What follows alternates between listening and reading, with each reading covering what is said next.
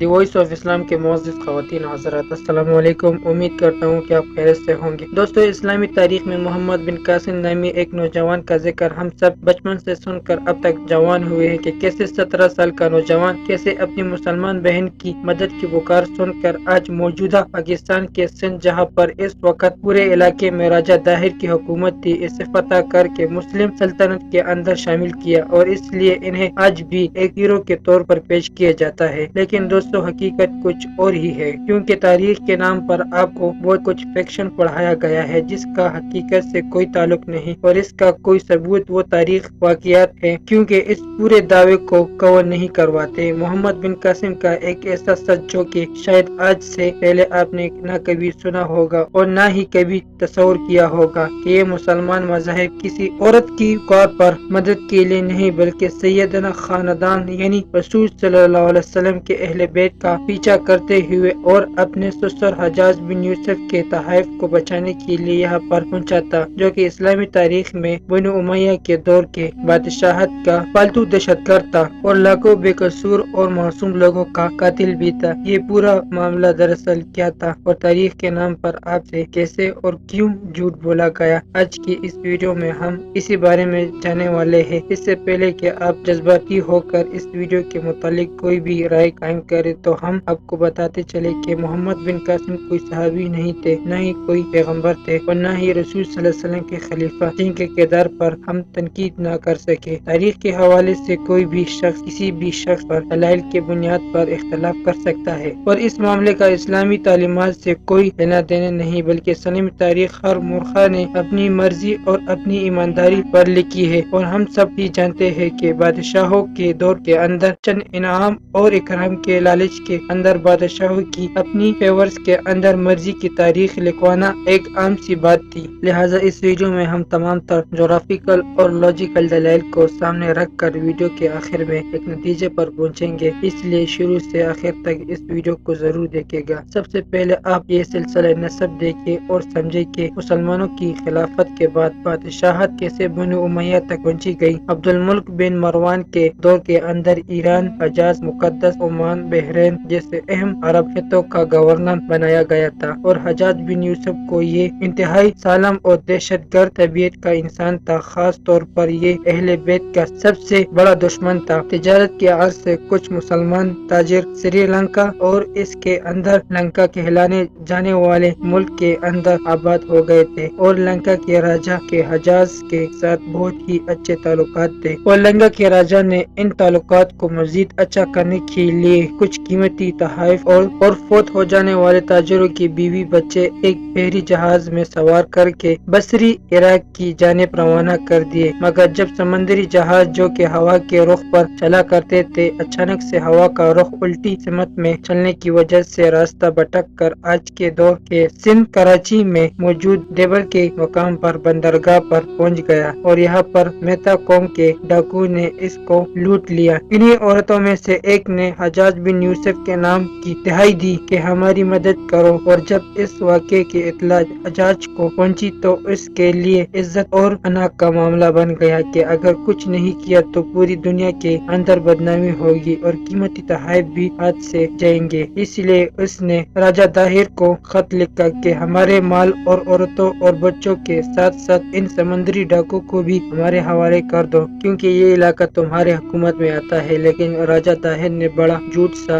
اور روکا سا جواب دیا کہ یہ علاقہ میرے کنٹرول میں نہیں آتا، اور نہ ہی یہ کیونکہ مجھ سے یہ بہت دور بارڈر ہے۔ حجاج بن یوسف یہ جواب سن کر آگ بگولا ہوا، اسی لیے دو سپہ سالاروں کو بھیجا ہزاروں فوجوں کے ساتھ کہ ان لوگوں کو بازیاب کر کے ان کے تحفے، تحائف اور ڈاکو کو بھی قید کر کے ساتھ لے آئے۔ یہ 711 کا وقت تھا۔ پہلے سے سپہ سالار عبداللہ کو دیبل کے مقام پر ڈاکو نے شکست دی، اور اس کے بعد اس کی فوج کو، جس کے بعد حجاج بن یوسف کو سمجھ آ گئی کہ یہ ڈاکو اتنی بڑی فوج کا مقابلہ خود سے نہیں کر سکتے، ضرور راجہ طاہر ان کی مدد کر رہا ہے، ورنہ سمندری ڈاکو کے پاس اتنا اسلحہ اور فوج کہاں سے آ گئی کہ وہ ہمارے مقابلہ کر سکے۔ اور بالکل ایسا ہی تھا۔ دراصل راجہ طاہر کا بیٹا جے سنگھ ان ڈاکو کی مدد کر رہا تھا، جس کے بعد حجاج نے ولید سے اجازت مانگی کہ مجھے ایک فوج کی ضرورت ہے، صرف سندھ کو نہیں بلکہ پورے ہندوستان کو فتح کرنے کے لیے، اور اور یہ مسلمانوں کی عزت کا سوال ہے۔ ولید کی اجازت ملنے کے بعد حجاج بن یوسف نے ایک بڑی فوج دے کر اپنے سپہ سالار محمد بن قاسم کو سندھ پر حملے کے لیے بھیجا۔ نہ صرف ان لوگوں کو چھڑائے بلکہ پورے ہندوستان کو بھی فتح کرتا چلا جائے۔ محمد بن قاسم 17 سال کا ایک نوجوان تھا اور حجاج کا داماد اور بھتیجا بھی تھا۔ یہ بھی اہل بیت پر حجاج کے حکم پر ظلم کرنے والے لوگوں میں برابر کا حصہ دار تھا۔ 711 میں محمد بن قاسم یہاں سے روانہ ہو کر 712 میں دیبک کے مقام پر پہنچ گیا اور اسے فتح کر لیا۔ اس کے بعد ایک ایک کر کے اس نے سندھ کے تمام علاقے فتح کر لیے اور ہوتا ہوتا برہم آباد تک پہنچ گیا، جو کہ راجہ داہر کا مرکز تھا، جہاں پر محمد بن قاسم کے خلاف راجہ داہر اور اس کا بیٹا جے سنگھ ایک بڑی فوج لے کر اس کا انتظار کر رہے تھے، مگر اس جنگ میں راجہ داہر کو بری طرح شکست ہو گئی۔ اب محمد بن قاسم بڑھتے بڑھتے آخر کار ملتان تک پہنچ گیا۔ پورا سندھ اور اس کے آس پاس کا علاقہ مکمل طور پر فتح کیا اور 714 کے درمیان ٹائم کے اندر محمد بن قاسم آگے بڑھنے والا تھا کہ اچانک سے خبر ملی کہ سسر حجاج بن یوسف کی اچانک سے کینسر میں موت ہو گئی ہے، اور یوں 714 کے اندر محمد بن قاسم واپس ایران آ گیا تاکہ اس کے بعد دوسری تیاری کر کے واپس پورے ہندوستان کو فتح کر سکے، اور تب تک فوج کو آرام بھی ملے گا۔ لیکن اسے آئے ہوئے ابھی 6 ماہ ہی گزرے تھے کہ اچانک سے ہارٹ اٹیک کی وجہ سے ولید کا انتقال ہو گیا، جس کے بعد سلیمان بادشاہ بنا۔ سلیمان نے چن چن کر حجاج بن یوسف کے ہر ایک گورنر سے پیسہ لار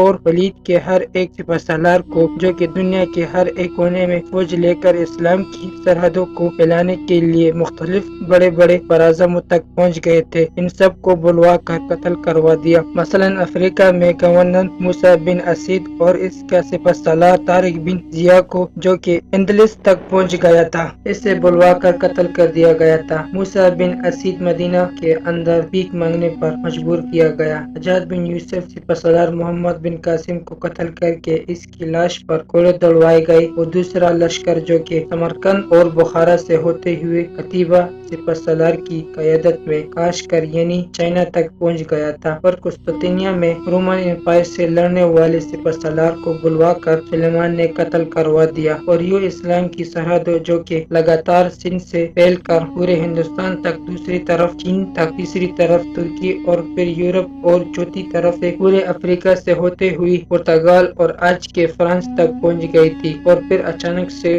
بڑھنا رک گئے، سب کچھ ایک دم سے رک گیا۔ تو اس کی وجہ یہ تھی کہ مروان بن حکم کے ایک بیٹے کا نام تھا عبد الملک، اور اس کے 4 بیٹے ولید، سلیمان، یزید اور حشام تھے۔ عبد الملک نے اپنی موت سے پہلے یہ ترتیب بنا کر دی تھی کہ میری مرنے کے بعد پہلے ولید، پھر سلیمان، پھر یزید اور پھر حشام بادشاہ بنے گا، لہٰذا عبد الملک کے بعد ولید بادشاہ بنا اور 10 سال تک بادشاہ رہا۔ لیکن آپ جانتے ہیں کہ ہر بادشاہ کے اندر کچھ چاپلوسی کرنے والے یا الٹے مشورہ دینے والے وزیر ضرور ہوتے ہیں۔ انہیں لوگوں کے مشورے میں آ کر ولید نے اپنی زندگی کے اندر اپنا اگلا ولی عہد اپنے بیٹے کو یعنی اگلا بادشاہ نامزد کر دیا۔ انہیں لوگوں کے مشورے میں آ کر ولید نے اپنی زندگی کے اندر اپنا اگلا ولی عہد اپنے بیٹے کو یعنی اگلا بادشاہ نامزد کر دیا، حالانکہ یہ پہلے سے طے شدہ ترتیب اور عبد الملک کی وصیت کے خلاف تھا۔ لیکن پھر بھی اس نے ہر جگہ سے اپنے بیٹے کے لیے بیعت لینا شروع کر دی اور ہر ایک نے بیعت اہل بھی کر لی، لیکن صرف ایک بندہ اس پر ڈٹا گیا کہ نہیں، یہ ناانصافی ہے اور عہد خلافی ہے، میں اس بیعت کو نہیں مانتا، جس کا حق ہے اس کو ضرور ملنا چاہیے، اور یہ شخص تھے اس وقت کے مدینے کے گورنر عمر بن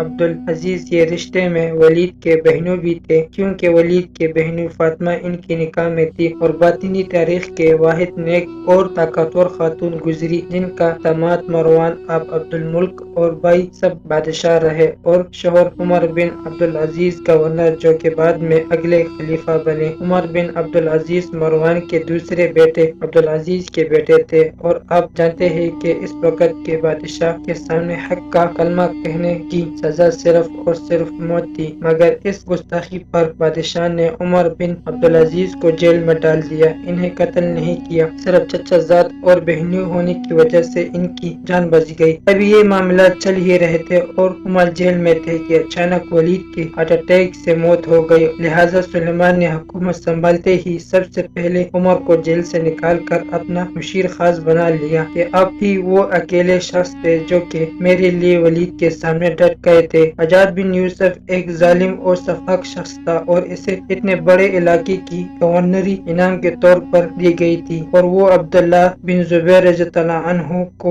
جن کی مکے کے اندر حکومت تھی، انہیں قتل کر کے ان کی لاش کو 3 دن تک درخت پر لٹا کر ان کی ماں اسماء بنت ابو بکر رضی اللہ عنہما کو یہ پیغام بھیجنے والا تھا کہ دیکھو میں نے تمہارے بیٹے کے ساتھ کیا کیا ہے۔ اس لیے فوجیوں کو حکم دیا تھا کہ وہ اس عورت کو اس کے بالوں سے پکڑ کر لائے تاکہ وہ دیکھے کہ ہم نے اس کے بیٹے کے ساتھ کیا سلوک کیا ہے۔ اسماء بنت ابی بکر رضی اللہ عنہما نے یہ دیکھ کر کہا کہ حجاج تو نے میرے بیٹے کی دنیا برباد کی اور اس نے تیری آخرت۔ اس ظالم شخص نے صرف ایک دن کے اندر 1,20,000 مسلمان کو لٹکا کر ذبح کیا تھا، اور جو بھی اس کے خلاف بغاوت کرتا اس کا یہی حال کرتا۔ اللہ ہم سب کو ایمان کی روشنی میں لائے اور ہمارے خاتمہ بالایمان کرے، آمین۔ دوستو ہم یہ امید کرتے ہیں کہ آپ کو ہمارے آج کی ویڈیو پسند آ گئی ہوگی۔ اگر آپ کو ہمارے آج کی ویڈیو پسند آ گئی ہے تو سب سے پہلے اسے لائک کریں اور اپنے رائے کا اظہار کمنٹ سیکشن میں ضرور دیں۔